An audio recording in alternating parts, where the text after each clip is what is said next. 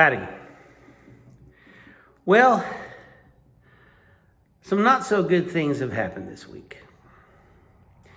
We look at the Middle East and we see the escalation of war and violence. We see one country determined to destroy another. In the southeastern part of this country, we see a storm that's wreaked destruction and death as it passed through the Carolinas and Georgia. Here at home, in our own community, a family that we've been supporting, that we've been praying for, that we've been worried about this past year, lost a child. And the unbelievable grief that goes along with that. In the case of the Middle East, we know that what happened is you have people that have given their souls over to evil, that have decided that they're going to reject God's command to love. Instead, they've given themselves to hate and destruction. In the case of what happened in the Carolinas and Georgia, we understand that these great engines of nature run their course. They're necessary for human life. That the physical laws of nature are a gift from God, and they have to be consistent. That they can be used for the improvement of the quality of human life. And part of the cost of having those laws and letting them run is that they can happen on a scale that we can't control. As for the loss of the child, we don't understand why. It's the same question that Job had. After all the things that happened to him, all the sufferings he went through. Why? It's only one to know is why. And the answer from God is maybe not all that satisfying. He appears and says, where were you when I created the universe? What is my plan and my purpose? Surely you know. But in the end, Job is restored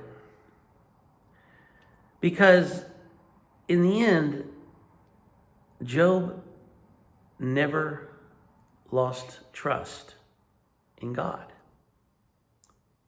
Why? Yes. But still, the Lord giveth and the Lord taketh away. Thanks be to God.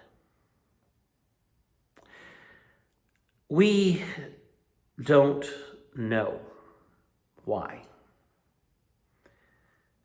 We don't have the capacity to know. And that bruises our fragile egos. But we do know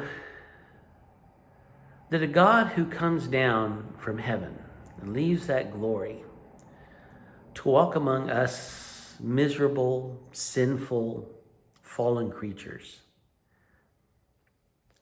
is a God who is looking out for us.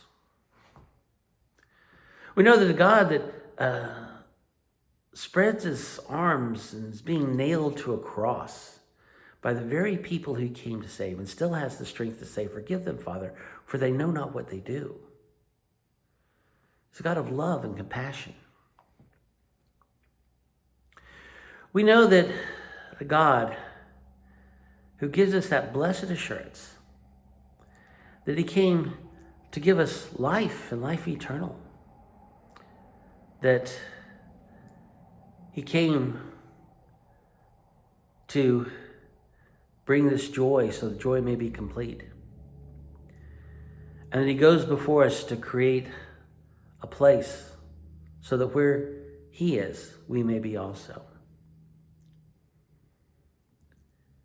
This is a king who loves his subjects. This is a king who loves his creation.